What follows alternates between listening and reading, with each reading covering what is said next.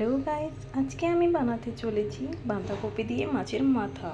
তো তার জন্য আমি এখানে দুটো মাথা নিয়ে নিয়েছি, একটু বাঁধাকপি আর দুটো আলু। আর এইখানে আমি আদা, রসুন, পেঁয়াজ, লঙ্কা আর টমেটোর পেস্ট করে নিয়েছি। সবার থেকে আগে আমি এখানে তেল গরম করে নিয়েছি, তারপরে দিয়ে দেবো কালো জিরে আর দুটো তেজপাতা। তার সঙ্গে আমি আলুগুলোকে ভেজে নেব।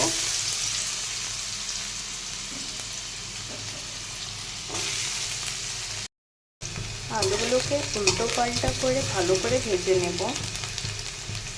আলুটা ভাজা হয়ে গিয়েছে, এবারে আমি এখানে পেস্ট করা মশলাটা দিয়ে ভালো করে কষে নেব। এই মশলার সঙ্গে আমি গুঁড়ো মশলা দিয়ে দেব 1 চামচ হলুদ,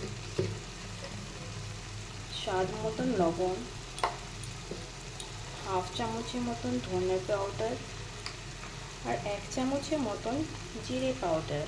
আর এটাকে ভালো করে আমি কষে নেব। মশলাটা কষানো হয়ে গিয়েছে, এবার আমি এটার মধ্যে দিয়ে দেব আমাদের কাটানো বাঁধাকপি। আর এটা দিয়ে পরে আমি ভালো করে এটাকে মিশিয়ে নেব এইভাবে।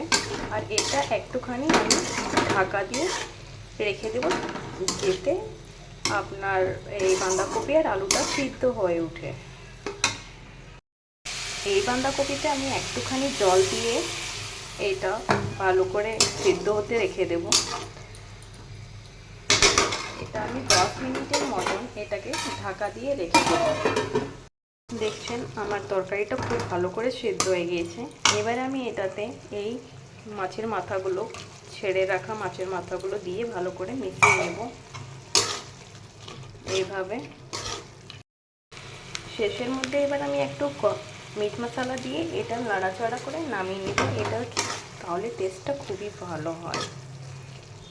আর ফাইনালি আমাদের এই মাছের মাথা দিয়ে বাঁধাকপির রান্না ফিনিশ। Thanks for watching. জানিও কেমন হয়েছে।